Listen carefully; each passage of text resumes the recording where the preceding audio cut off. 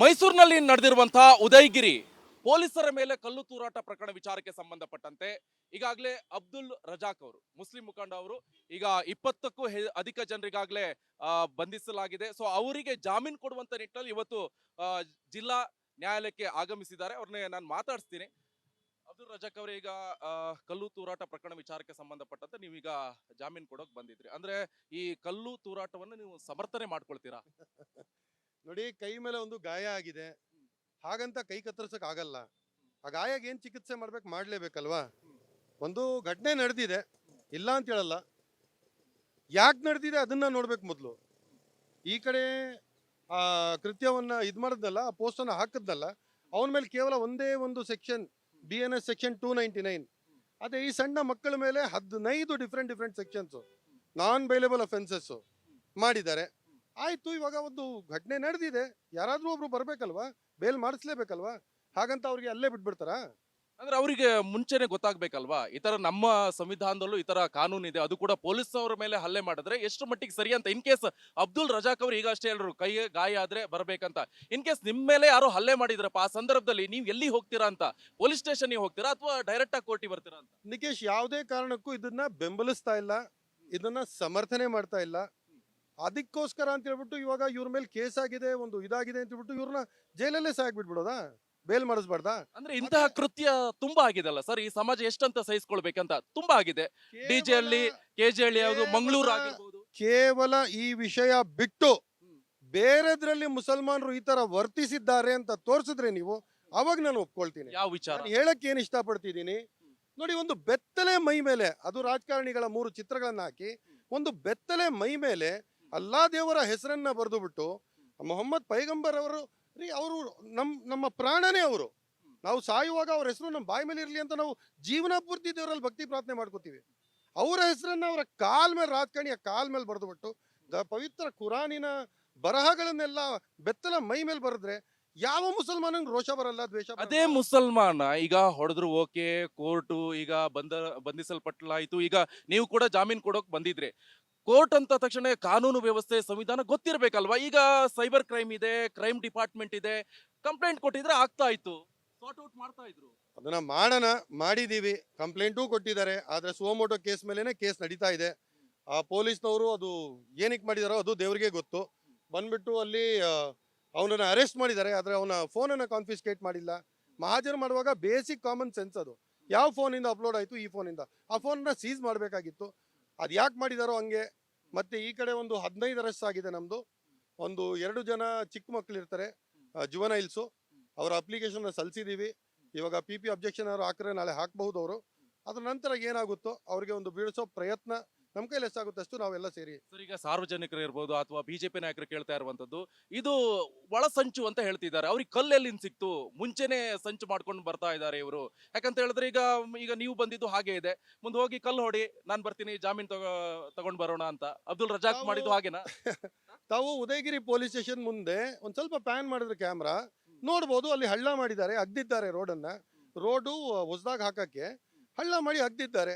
ಇವಾಗ ಅಲ್ಲಿ ಕಲ್ಲೇ ಸಿಗೋದು, ಮತ್ತೆ ಇನ್ನೇನು ಚಾಕ್ಲೇಟ್ ಸಿಗುತ್ತಾ? ಅಪ್ಪ ಒಬ್ಬ ದ್ವೇಷದಲ್ಲಿ ಬಂದವನೇ, ಅವನು ಪೊಲೀಸ್ ಸ್ಟೇಷನ್ ಮುಂದೆ ಅವನು ಮಾಪ್ ಸೇರಿದೆ. ನಾನು ಹೇಳ್ದಿದ್ದಲ್ಲ, ಒಂದು ಘಟನೆ ನಡೆದಿದೆ, ಅದಕ್ಕೆ ಏನ್ ಮಾಡ್ಬೇಕು ಮಾಡ್ತಿದೀವಿ. ಹೊರಗ್ ಬಿಟ್ಕೊಂಡು ಹಂಗೆ ಸುಮ್ನೆ ಇರ್ತೀರಾ ಅಥವಾ ಅವ್ರ ಬಗ್ಗೆ ಏನಾದ್ರು ಮತ್ತೆ ಏನಾದ್ರು ಕನಿಕರ, ಮತ್ತೆ ಇನ್ನೊಂದು ಸ್ಟೇಷನಿಗೂ ಇನ್ನೊಂದು ಯಾರದೋ ಪೊಲೀಸ್ ಮೇಲೆ ಹಲ್ಲೆ ಮಾಡ್ಕೊಂಡು ಮತ್ತೆ ನೀವು ಜಾಮೀನು? ಬೇಡಪ್ಪ, ಅಬ್ದುಲ್ ರಜಾಕ್ ಇದ್ದಾರೆ, ಬರ್ತಾರೆ, ನಮ್ಮನ್ನ ಬಿಡಿಸ್ಕೊಂಡು ಹೋಗ್ತಾರೆ. ನಿಕೇಶ್, ಈ ದೇಶದಲ್ಲಿ ಒಂದು ಮಸೀದಿ ಧ್ವಂಸ ಆಯ್ತು, ಹೊರ ದೇಶದಿಂದ ಯಾರು ಈ ದೇಶಕ್ಕೆ ಮಾತಾಡಕ್ ಹೋಗಿಲ್ಲ. 2007ರಲ್ಲಿ ಮುಸಲ್ಮಾನರ ಮಧ್ಯ ರಸ್ತೆಯಲ್ಲಿ ಕೊಲ್ಲಲಾಯ್ತು, ಗರ್ಭಿಣಿ ಮಹಿಳೆಯನ್ನ ಕೊಲ್ಲಲಾಯ್ತು. ಯಾವ ಹೊರ ದೇಶವೂ ತಲೆ ಕೆಡಿಸ್ಕೊಂಡಿಲ್ಲ, ಮಾತಾಡಕ್ ಬಂದಿಲ್ಲ. ಪ್ರವಾದಿಯವರ ಬಗ್ಗೆ ಒಂದು ಅವಹೇಳನಕಾರಿ ಹೇಳಿಕೆ ಒಬ್ಬ BJP ವಕ್ತಾರೆ ನೂಪುರ್ ಶರ್ಮಾ ಹೇಳಿದಿಕ್ಕೆ 49 ಮುಸ್ಲಿಂ ದೇಶಗಳು ತಮ್ಮ ಅಂಬಾಸಡರ್ಸ್ನ, ಆನ್ವಾಯ್ಗಳನ್ನ ವಾಪಸ್ ಕರ್ಕೊಂಡ್ರು. ಅದ್ ಯಾಕೆ ಅಂತ ಹೇಳಿದ್ರೆ, ನೀವು ಏನೇ ಮಾಡ್ಕೊಳ್ಳಿ ದೇಶದಲ್ಲಿ, ಇದು ನಿಮ್ಮ ಇಂಟರ್ನಲ್ ಅಫೇರ್ ಅಂತ ಬಿಟ್ಬಿಟ್ರು ಎಲ್ಲ ಹೊರ ದೇಶದವರು. ಈ ಒಂದು ವಿಷಯ ಬಂದಾಗ ನಮಗೆ ಇಂಡಿಯಾ ಜೊತೆ ಕನೆಕ್ಷನ್ನೇ ಬೇಡ ಅಂತ ಹೇಳ್ಬಿಟ್ಟು ತಮ್ಮ ಅಂಬಾಸಿಡರ್ಸ್ನ, ಆನ್ವಾಯ್ಗಳನ್ನ ವಾಪಸ್ ಕರೆಸ್ಕೊಂಡ್ರು. ಯಾಕೆ ಹೇಳಿ? ಪ್ರವಾದಿಯ ಹೆಸರು ಬಂದ್ರೆ ಅದರಲ್ಲಿ ನೋ ಕಾಂಪ್ರಮೈಸ್, ಅದರಲ್ಲಿ absolutely no compromise, zero tolerance. 3 ಕೃತ್ಯಗಳು ನೀವು ಹೇಳ್ತಿದ್ರಲ್ಲ, ಓಲ್ಡ್ ಹುಬ್ಳಿ ಆಗಿರಲಿ, ಡಿಜಹಳ್ಳಿ, ಕೆಜಹಳ್ಳಿ ಆಗಿರಲಿ, ಇವಾಗ ಉದಯಗಿರಿ ಆಗಿರಲಿ, ಮೂರಲ್ಲೂ ಪ್ರವಾದಿಯವರ ಹೆಸರು ತಗೊಂಡು ಅವರ ಹೆಸರಿಗೆ ಒಂದು ಅವಮಾನ ತರ ಕಿಟ್ ಮಾಡಿದ್ರೆ ಅದರಲ್ಲಿ ಮುಸಲ್ಮಾನ ಸಹಿಸ್ಕೊಳ್ಳಲ್ಲ. ಈಗ ನೀವು ಸಪೋರ್ಟ್ ಮಾಡ್ತಾ ಇರುವಂತ ನಿಮ್ದೇ ಸರ್ಕಾರ ಇದ್ದಂಗಿದೆ, ಆದ್ರೂ ಕೂಡ ಕಾನೂನು ವ್ಯವಸ್ಥೆ ಎಷ್ಟೊಂದು ಹದಗೆಡ್ಕೊಂಡು ಹೋಗ್ತಾ ಇದೆ. ಪ್ರತಿ ಟೈಮಲ್ಲಿ ಹೀಗೇನಾ ಅಂತ. ಕುಮಾರಣ್ಣನ ಸರ್ಕಾರನೂ ನಮ್ಮ ಸರ್ಕಾರನೇ, ಬೊಮ್ಮಾಯಿ ಸರ್ಕಾರನೂ ನಮ್ಮ ಸರ್ಕಾರನೇ, ಇವಾಗ ಸಿದ್ದರಾಮಯ್ಯ ಅವ್ರ ಸರ್ಕಾರನೂ ನಮ್ಮ ಸರ್ಕಾರನೇ. ಕರ್ನಾಟಕ ರಾಜ್ಯದ ಮುಖ್ಯಮಂತ್ರಿ ಅಂದ್ರೆ ನಮ್ಮ ಮುಖ್ಯಮಂತ್ರಿ ಇಟ್ಕೊಳ್ತೀವಿ ನಾವು. ಆದ್ರೆ ಬಿಜೆಪಿನವ್ರು ನಡ್ಸ್ಕೊಂಡಂಗೆ ನಾವು ನಡ್ಸ್ಕೊಳ್ತಾ ಇಲ್ವಲ್ಲ, ಡಬಲ್ ಸ್ಟ್ಯಾಂಡರ್ಡ್ ಇಲ್ವಲ್ಲ. ಇವಾಗ ಮೊನ್ನೆ ಅಷ್ಟೇ ನಿಂತ್ಕೊಂಡು ಪ್ರತಾಪ್ ಸಿಂಹ ಅಷ್ಟೊಂದು ಮಾತನ್ನು ಹೇಳಿದ್ರು. ಏನು ಆ ಮಾತಲ್ಲಿ ಅರ್ಥ ಇದೆಯಾ? ಬರೀ ಬಾಯಿ ಇದೆ ಅಂತ ಹೇಳ್ಬಿಟ್ಟು ಯಾರನ್ನ ಬೇಕು ಏನು ಬೇಕು ಮಾತಾಡ್ಬಿಡ್ಬೋದಾ? ನಾನು ಇವತ್ತು ಪ್ರಶ್ನೆ ಮಾಡ್ತೀನಿ, ಈ ಮಕ್ಕಳ ಮೇಲೆ ಆಗಿರೋ ಕೇಸು, ಈ ಮೌಲಾನ ಮೇಲೆ ಆಗಿರೋ ಕೇಸು, ಅದೇ ಕೇಸ್ ಪ್ರತಾಪ್ ಸಿಂಹ ಮೇಲೆ ಆಗಿಲ್ವಾ? ಒಂದ್ಸಲ ಆಗಿದ್ಯಾ? ಪೊಲೀಸ್ನವ್ರ ಮೇಲೆ ಪ್ರತಾಪ್ ಸಿಂಹ ಹಲ್ಲೆ ಮಾಡಿಲ್ವಾ? ಬ್ಯಾರಿಕೇಡ್ ನ ಓಡ್ಕೊಂಡು ಮಹಿಳಾ ಪೊಲೀಸ್ ಮೇಲೆ ಮೇಲೇನೆ ಗಾಡಿ ಓಡಿಸ್ಕೊಂಡು ಹೋದಂಗೆ ಓಡಿಲ್ವಾ? ಕೇಸಸ್ ಆಗಿಲ್ವಾ? ಅಲ್ಲ, ಅದು ಅವ್ರ ಮೇಲೆ ಕೇಸ್ ಆಯ್ತು. ಈಗ ಪ್ರತಾಪ್ ಸಿಂಹ ಕಡೆಯವರು ಪೊಲೀಸ್ ಸ್ಟೇಷನ್ ನಿಮ್ಮಂದು ಹೊಡೆದಾಕಿದ್ರೆ ಬೆಂಕಿ ಹಾಕೋದು ಅದೆಲ್ಲ ಮಾಡಿದ್ರ? ಕಾನೂನು ಸುವ್ಯವಸ್ಥೆ ಹದಗೆಡ್ತಾ? ಸ್ವತಃ ತಾನು ಅದೇ ತಪ್ಪು ಮಾಡ್ಕೊಂಡು ಯಾವ ನೈತಿಕತೆಯಿಂದ ಇವತ್ತು ಮಾತಾಡ್ತಾರ್ರಿ? ಸಾಹೇಬ್ರಿಗೆ ನಾವೇನ್ ದೇಶ ಬರ್ಕೊಟ್ಬಿಡೋಣ? ಅಲ್ಲಿ ನಾವು 1947ರಲ್ಲಿ ಧರ್ಮದ ಆಧಾರ ಮೇಲೆ ನಾವು ಬರ್ಕೊಟ್ವಿ. ಯಾರು ನಿನ್ನ ಅಪ್ಪಂದ ದೇಶ? ನೀನ ಬರ್ಕೊಟ್ಟೆ? ಯಾರಿಗಿದು ಪ್ರತಾಪ್ ಸಿಂಹ ಅವ್ರು ಹೇಳ್ತಾ ಇರೋದು? ನಿಮ್ಮನ್ಗೆ ಕೇಳ್ತಿರೋದು. ನಿಮ್ ತಾತ ಮುತ್ತಾತಿಂದಿರು ಹೇಡಿಗಳ ತರ ಹೋಗ್ಬಿಟ್ಟು ಕುಯ್ನಿಗೆ ನಿಮ್ಮ ನಿಷ್ಠಾವಂತ ಗುಲಾಮನಾಗಿರ್ತೀನಿ ಅಂತ ಪತ್ರ ಬರ್ದವ್ರು, ಅವರ ಚೇಲ ನೀನು. ಇವತ್ತು ನಿಂತ್ಕೊಂಡು ಮುಸಲ್ಮಾನರಿಗೆ ಕೆಣಕೋ ತರ ಮಾತಾಡ್ತೀಯ. ಗುಜರಾತ್ನಲ್ಲಿ 2000 ಪಾಠ ಕಲ್ಸಿದೀವಿ ಅಂತ್ಯ. ಇದು ದ್ವೇಷದ ರಾಜಕಾರಣ ಅಲ್ವಾ? ಅಂದ್ರೆ ಈಗ ನೀವು ಕಲ್ಲೊಡ್ದವರೆಲ್ಲ ಅಮಾಯಕರು. ಕಲ್ಲು ಹೊಡೆದಿದ್ ವಿಷಯ ಬೇರೆ, ಪ್ರತಾಪ್ ಸಿಂಹ ಮಾತಾಡಿರೋದು ಬೇರೆ. ಪ್ರತಾಪ್ ಸಿಂಹ ಇವತ್ತು ಮಾತಾಡಿರೋ ಸ್ವತಃ ಇವ್ರ ಮೇಲೆ, ಇವತ್ತು ಈ ಮಕ್ಕಳ ಮೇಲೆ ಏನ್ ಕೇಸಸ್ ಇದೆಯೋ ಅದೇ ಕೇಸಸ್ ಈ ಮಕ್ಕಳ ಮೇಲೆ ಇದೆಲ್ಲ, ಅದೇ ಕೇಸಸ್ ಪ್ರತಾಪ್ ಸಿಂಹ ಮೇಲೆ ಒಂದ್ಸಲ ಅಲ್ಲ 5 ಸಲ ಇದೆ. ಒಂದು ಜರ್ನಲಿಸ್ಟ್ ವಿರುದ್ಧ ಜರ್ನಲಿಸ್ಟ್ ಮೇಲೆ ಹಲ್ಲೆ ಮಾಡಿದಕ್ಕೆ ಅದು ಒಂದು ಕೇಸ್ ಇದೆ. ನಾನು ಇವತ್ತು ಕೇಳ್ತಿರೋದು, ನಿಮಗ್ ನಾವು ಬರ್ಕೊಟ್ಬಿಟ್ವಿ. ಅರೆ ಮಹಾತ್ಮ ಗಾಂಧಿ ಕರೆದ ಸ್ವಾತಂತ್ರ್ಯ ಹೋರಾಟದ ಕರೆಗೆ ಬಹಿಷ್ಕಾರ ಮಾಡಿದಷ್ಟೇ ಅಲ್ಲ, ಹಿಂದೆಯಿಂದ ಹೋಗಿ ಬ್ರಿಟಿಷರಿಗೆ ಇವರೆಲ್ಲ ಸ್ವಾತಂತ್ರ್ಯ ಸ್ವಾತಂತ್ರ್ಯದ ಹೋರಾಟದಲ್ಲಿ ಪಾಲ್ಗೊಂಡಿದ್ದಾರೆ ಅಂತ ಹೇಳ್ಬಿಟ್ಟು ಗುಟ್ಟಾಗಿ ಬ್ರಿಟಿಷರನ್ನ ಸಪೋರ್ಟ್ ಮಾಡಿದವ್ರನ್ನ 1947ರಲ್ಲಿ ಸ್ವಾತಂತ್ರ್ಯ ಸಿಕ್ಕಾಯ್ತು. ಓಕೆ, ಉದಯಗಿರಿ ಆಯ್ತು. ರಾಷ್ಟ್ರೀಯತೆ ಮುಸಲ್ಮಾನರಿಗೆ ಪ್ರತಾಪ್ ಸಿಂಹ ಅವ್ರ ಹತ್ರ ನಾನು ಪ್ರಶ್ನೆ ಮಾಡ್ತೀರಿ. ಈಗ ಅಬ್ದುಲ್ ರಜಾಕ್ ಅವ್ರು ಹೀಗೆ ಹೇಳ್ತಾ ಇದ್ರೆ ನಾನು ಪ್ರಶ್ನೆ ಮಾಡ್ತೀನಿ ಪ್ರತಾಪ್ ಸಿಂಹ ಅವರಿಗೆ. ಬಟ್ ಈಗ ಉದಯಗಿರಿ ಕಲ್ಲು ಹೊಡೆದ ವಿಚಾರದ ಬಗ್ಗೆ ಮಾತಾಡಿ. ಈಗ ಸುಮ್ನೆ ಅವ್ರಿಗೆ ಅಮಾಯಕರ ಅಂತ ಹೇಳ್ಕೊಂಡು ಮತ್ತೊಂದು ಇಂಥದೇ ಘಟನೆ ಆದ್ರೆ ಏನ್ ಕತೆ ಅಂತ ನೋಡಿ. ನಾನು ಹೇಳ್ತೀನಿ, ಒಂದು ಘಟನೆ ಆಗಿದೆ. ನಾನು ಹೇಳ್ದಂಗೆ ಎಲ್ಲೋ ಒಂದ್ ಕಡೆ ಗಾಯ ಆಗ್ಬಿಟ್ರೆ ಆ ಅಂಗವನ್ನ ನೀವು ಕಟ್ ಮಾಡಿ ಬಿಸಾಕಲ್ಲ.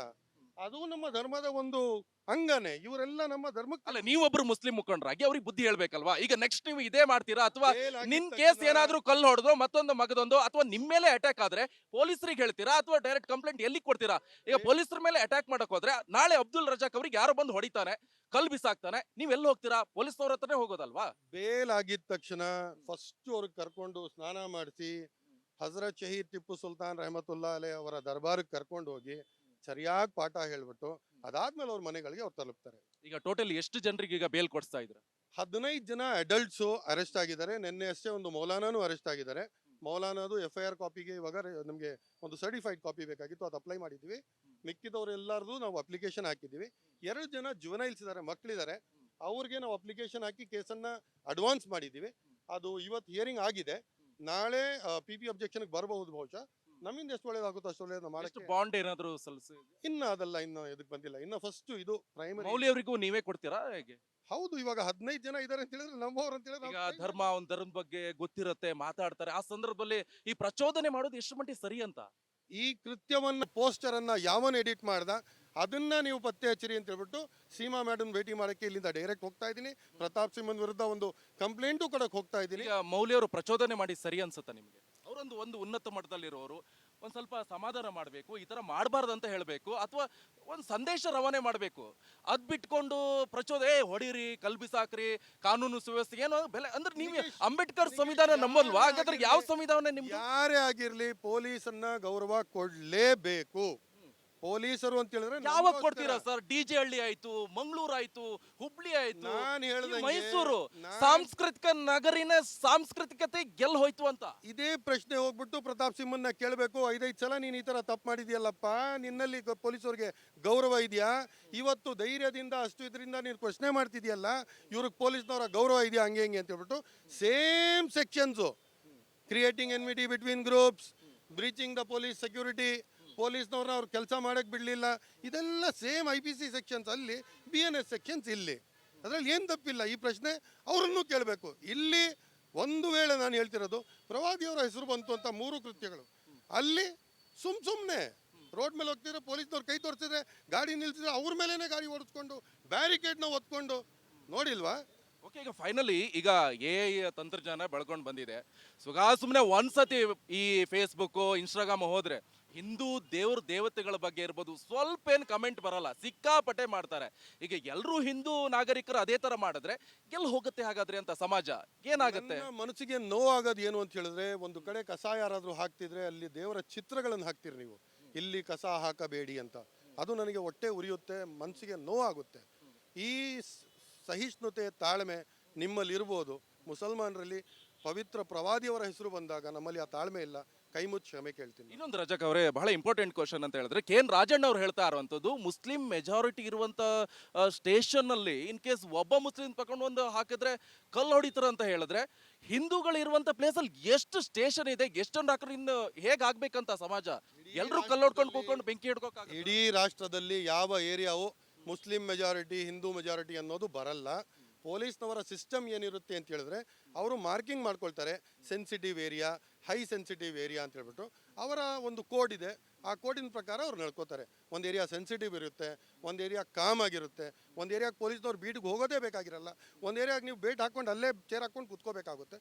ಆ ಥರ ಅವರ ಒಂದು ಸಿಸ್ಟಮ್ ಇದೆ ಪೊಲೀಸ್ ಕೆಲಸ ಮಾಡೋದು. Muslim majority area, Hindu majority area ಅದು ತಲೆ ಕೆಡಿಸ್ಕೊಬಾರ್ದು ನಾವು. ಅದು ಆ್ಯಕ್ಚುಲಿ ಸೆಕ್ಯುಲರ್ ದೇಶದಲ್ಲಿ ಮಾತಾಡಬಾರ್ದು ಆ ಥರ. ಓಕೆ, ಈಗ ಫೈನಲಿ ಏನು ಹೇಳ್ತೀರಾ? ಫೈನಲಿ ಏನು ಹೇಳಕ್ಕೆ ಇಷ್ಟಪಡ್ತೀನಿ ಅಂತ ಹೇಳಿದ್ರೆ, ಈ ಥರ ಒಂದು ಕೆಣಕೋ ಕೆಲಸ ಯಾರೂ ಮಾಡೋಕ್ಕೆ ಹೋಗಬಾರ್ದು. ಈ ಪ್ರತಾಪ್ ಸಿಂಹ ಮಾಡಿದ ಮಾತುಗಳನ್ನೆಲ್ಲ ನಾನು ಖಂಡಿಸ್ತೀನಿ. ಇದು ಸರಾಸರಿ ತಪ್ಪು. ಸ್ವಾತಂತ್ರ್ಯ ಹೋರಾಟಕ್ಕೆ ಬಹಿಷ್ಕಾರ ಮಾಡಿದವರು ಇವತ್ತು ಬಂದುಬಿಟ್ಟು ದೇಶಭಕ್ತಿಯ ಪಾಠಗಳನ್ನ ಮುಸಲ್ಮಾನರಿಗೆ ಕೊಡಿದ್ರೆ ಮುಸಲ್ಮಾನರ ಕೊಡುಗೆ ಏನು ಅನ್ನೋದನ್ನು ಅವ್ರು ಓದಬೇಕು ಇತಿಹಾಸ. ಇವತ್ತು ನೀವು ತಿರ್ಚಿ ಚಲನಚಿತ್ರಗಳಲ್ಲಿ ಬಂದಂಗೆ ಇದೇ ಇತಿಹಾಸ ಅಂತ ನೋಡಿಕೊಂಡ್ರೆ ಅದು ಸತ್ಯವಾದ ಇತಿಹಾಸ ಅಲ್ಲ.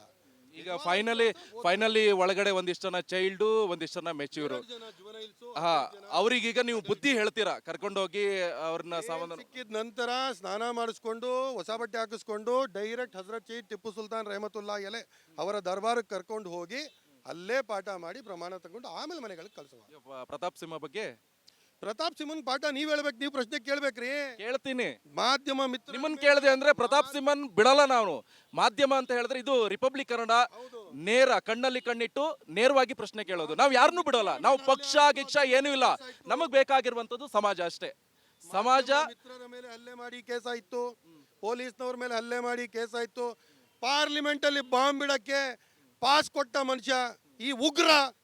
ಒಂದು ಡೀಪ್ ಆಗಿ ಕೇಳಬೇಕು, ಈ ಕಲ್ಲು ಎಲ್ಲಿಂದ ಸಿಗುತ್ತೆ ಸರ್? ಈ ತರ ಗಲಾಟೆ ಆದಾಗ ಎಷ್ಟು ಲೋಡ್ ಗಟ್ಲೆ ಕಲ್ ಸಿಗುತ್ತೆ, ಲೋಡ್ ಗಟ್ಲೆ ಕಲ್ ಸಿಗುತ್ತೆ. ಕಲ್ಲು ಎಲ್ಲಿಂದ ಸಿಗುತ್ತೆ? ಇಷ್ಟೊಂದು ಏರಿಯಾದಲ್ಲಿ ಒಂದು 5 ಕಲ್ಲು ನಾನೇ ನೋಡಿ ತೋರಿಸ್ತಾ ಇದ್ದೀನಿ ನಿಮ್ಗೆ, ನೋಡ್ಕೊಳ್ಳಿ. ಈಗ ಕಲ್ಲು ಎಲ್ಲಿಂದ ಸಿಗುತ್ತೆ ನಿಮ್ಗೆ? ಕಲ್ಲು ಎಲ್ಲಿ ಸಿಗುತ್ತೆ ಅಂತ ಲೋಡ್ ಗಟ್ಲೆ ಕಲ್ ಸಿಗುತ್ತೆ ಸರ್. ಅದ್ಯ ಅಂದ್ರೆ ಈಗ ಮುಂಚೆನೆ ಪ್ರೀ ಪ್ಲಾಂಟ್ ಮಾಡಿ ಇಟ್ಕೊಳ್ತಾರೆ, ಹೇಗಂತ ಅರ್ಥ ಆಗ್ತಿಲ್ಲ. ಪ್ರಕರಣಗಳು ಬಿಟ್ಟು ಬೇರೆ ಯಾವ ಪ್ರಕರಣದಲ್ಲಿ ಮುಸಲ್ಮಾನರು ಈ ತರ ವರ್ತಿಸಿದ್ದಾರೆ ತೋರಿಸಿ ನೀವು ರೀ. ಒಂದು ಬೆತ್ತಲೆ ಮೈ ಮೇಲೆ ದೇವರ ಹೆಸರನ್ನ ಬರೆದು ಬಿಟ್ರೆ ನಾವು ಸಹಿಸಕ್ ಆಗಲ್ರಿ. ಅದು ಇನ್ಮೇಲೆ ಕಲ್ಲು ಹೊಡಿಯಲ್ವಾ? ನಮ್ಮಲ್ಲಿ ಅಲ್ಲ ಇನ್ಮೇಲೆ ಕಲ್ಲು ಹೊಡಿಯಲ್ಲ. ಕುಡಿಯೋದೊಂದು ದೇವ್ರ ಇಲ್ವೇ ಇಲ್ಲ, ನಮ್ಮ ಧರ್ಮದಲ್ಲಿ ಇಲ್ವೇ ಇಲ್ಲ. ಆದ್ರೂ ಕುಡುಕರು ಇದ್ದಾರೆ ನಮ್ಮಲ್ಲಿ. ಫೈನಲಿ ಕುಡುಕ ಒಂದ್ ನಿಮಿಷ ಪ್ರಶ್ನೆ ಕೇಳಿದ್ರೆ ಉತ್ತರ ಕೇಳಿ. ಒಬ್ಬ ಕುಡುಕ ಫುಲ್ ಟೈಟ್ ಆಗ್ಬಿಟ್ಟು ಮುಸಲ್ಮಾನ ಹೋಗ್ತಿದ್ರೆ ಯಾವುದೋ ಒಂದು ಅಡ್ರೆಸ್ಸು ಅರಬಿ ಭಾಷೆಯಲ್ಲಿ ಬರ್ದಿದ್ದು ಕೆಳಗಡೆ ಬಿದ್ದಿದ್ರೆ ಅದನ್ನೇ ತಲೆ ಮೇಲೆ ಇಟ್ಕೊಡ್ತಾನೆ. ಆ ಭಾಷೆಗಷ್ಟು ನಮ್ಗೆ ಒಂದು ಪ್ರೇಮ ಅಂದ್ರೆ ದೇವರಿಗೆ ಪ್ರವಾದಿಗೆ ಎಷ್ಟಿರ್ಬೋದು ನೀವು ಅಲ್ತ ಮಾಡಿ. ಅವರವರ ಧರ್ಮ ಅವ್ರವ್ರಿಗೆ ಬಿಟ್ಟಂತ ವಿಚಾರ, ಆ ಪ್ರೀತಿ ಪ್ರೇಮ ಎಲ್ಲ ಧರ್ಮದವ್ರಿಗೆ ಇದೇ ಇರುತ್ತೆ. ಫೈನಲಿ ಇವಾಗ ನೆಕ್ಸ್ಟ್ ಎಲ್ಲೂ ಕೂಡ ಎಂಟೈರ್ ಕರ್ನಾಟಕ ಅಂತಲ್ಲ, ದೇಶದಲ್ಲಿ ಎಲ್ಲೂ ಕೂಡ ಈ ತರ ಕಲ್ಲು ತೂರಾಟ ಇರ್ಬೋದು, ಅಥವಾ ಪೊಲೀಸ್ ಸ್ಟೇಷನ್ ಬೆಂಕಿ ಹಾಕೋದು, ಅಥವಾ DCP ಕಾರಿಗೆ ಕಲ್ಲು ಹೊಡೆಯೋದು, ಇದೆಲ್ಲ ಆಗಲ್ಲ. ನಮ್ಮ ಧರ್ಮದ ಮುಖಂಡರನ್ನ ಕೊಂಡ್ರಿಸಿ, ನಮ್ಮ ರಾಜಕೀಯ ಮುಖಂಡರನ್ನೂ ಕೊಂಡ್ರಿಸಿ ಒಂದು ಹೆಲ್ಪ್ಲೈನ್ ನಂಬರ್ ತರಬೇಕು ಅಂತ ನನ್ನ ಆಸೆ ಇದೆ. ಯಾಕೆ ಕಮಿಟ್ ಮಾಡ್ತಿಲ್ಲ ಅಂತ ಹೇಳಿದ್ರೆ ಇನ್ನ ಮಾತುಕತೆ ಆಗಿಲ್ಲ. ಒಂದು ಹೆಲ್ಪ್ಲೈನ್ ನಂಬರ್ ತಡೋಣ. ಎಲ್ಲೇ ಒಂದು ರಾಜ್ಯದಲ್ಲಿ ಏನಾದ್ರು ಒಂದು ಕೃತ್ಯ ಆದರೆ ಈ ಹೆಲ್ಪ್ಲೈನ್ ನಂಬರ್ಗೆ ಫೋನ್ ಮಾಡಿ ನಿಮ್ಮ ಸಹಾರಕ್ಕೆ ನಾವು ನಿಂತ್ಕೊಳ್ತೀವಿ ಅಂತ ಹೇಳೋಕ್ಕೆ ಇಷ್ಟಪಡ್ತೀನಿ. ಮುಂದಕ್ಕೆ ಈ ಥರ ಆಗಬಾರ್ದು. ಆ್ಯಕ್ಚುಲಿ ಈ ಥರ ಘಟನೆಗಳು, ಪೊಲೀಸ್ ಅಂದರೆ ಎಲ್ಲರೂ ಗೌರವಿಸಬೇಕು. ಪೊಲೀಸ್ ಅಂದರೆ ನಮಗೋಸ್ಕರ ಇರೋದು, ನಮ್ಮನ್ನು ಕಾಪಾಡೋಕ್ಕೆ ಪೊಲೀಸ್ ಇರೋದು. ಇವಾಗ ಪೊಲೀಸ್ನವ್ರ ಮೇಲೆ ಈ ಥರ ಹಲ್ಲೆ ದಂಗೆ ಎಲ್ಲ ಮಾಡಿಬಿಟ್ರೆ ನಾಳೆ ದಿನ ನಮಗೆ ಯಾರು ಕಾಪಾಡ್ತಾರೆ? ಈಗ ಅವ್ರ ಪರವಾಗಿ ಪೊಲೀಸ್ನವರಿಗೆ ಕ್ಷಮೆ ಕೇಳ್ತೀರಾ? ಬೇಲ್ ಸಿಗಲಿ, ಮುಂದಕ್ಕೆ ಮತ್ತೊಂದ್ಸಲ ಬೈಟ್ ಕೊಡ್ತೀನಿ, ಆವಾಗ ಮಾತಾಡ್ತೀನಿ. ನಾನು ಒಂದು ಮಾತು ಹೇಳ್ತೀನಿ ಕೇಳಿ, 100% ಕ್ಷಮೆ ಕೇಳಲೇಬೇಕು ನಾವು. ಅದೇ ಕೇಳಿ, 100% ರಿಪಬ್ಲಿಕ್ ಕನ್ನಡ ಮುಖಾಂತರ ಪೊಲೀಸ್ನವ್ರಿಗೆ ಕ್ಷಮೆ ಕೇಳಿ. ಕರ್ನಾಟಕ ರಾಜ್ಯದ ಪೊಲೀಸ್ ಇಲಾಖೆಯಲ್ಲಿರೋ ಪ್ರತಿಯೊಬ್ಬರಿಗೂ ಕೈ ಮುಗಿದು ರಿಪಬ್ಲಿಕ್ ಕನ್ನಡ ಮಾಧ್ಯಮದ ಮುಖಾಂತರ ನಾನು ಕೈ ಮುಗಿದು ಕ್ಷಮೆಯನ್ನು ಕೇಳ್ತೀನಿ. ಯಾಕೆ ಅಂತ ಹೇಳಿದ್ರೆ ಪೊಲೀಸ್ನವ್ರಂದ್ರೆ ಗೌರವ ಇರಲೇಬೇಕು. ಪೊಲೀಸ್ ಗೌರವ ಇಲ್ಲ ಅಂತ ಹೇಳಿದ್ರೆ ಅದು ಬನಾನಾ ರಿಪಬ್ಲಿಕ್ ಅಂತಾರೆ, ಆ ಥರ ಆಗ್ಬಿಡುತ್ತೆ. ಆಮೇಲೆ ಅದಕ್ಕೆ ಪೊಲೀಸ್ ಗೌರವ ಕೊಡಲೇಬೇಕು. Thank you very much. Okay, thank you. ಇದಿಷ್ಟು ಅಬ್ದುಲ್ ರಜಾಕ್ ಅವರ ಮಾತಾಗಿರುವಂಥದ್ದು. ಈಗಾಗಲೇ ಏನು ಜಾಮೀನು ಕೊಡೋಕೆ ಈಗಾಗಲೇ ಜಿಲ್ಲಾ ನ್ಯಾಯಾಲಯಕ್ಕೆ ಬಂದಿದ್ದಾರೆ ಅಬ್ದುಲ್ ರಜಾಕ್ ಅವರು. ಸೊ ಈಗ ಜಾಮೀನು ಕೊಟ್ಟ ನಂತರ ಮುಂದಿನ ಪ್ರಕ್ರಿಯೆ ಏನು ಅಂತ ಹೇಳ್ತೀನಿ ಅಂತ ಹೇಳಿದ್ದಾರೆ. ಇದಾಗಿತ್ತು ಈ ಹೊತ್ತಿನ ಸ್ಪೆಷಲ್ ರಿಪಬ್ಲಿಕ್ ಕನ್ನಡ ಮೈಸೂರು.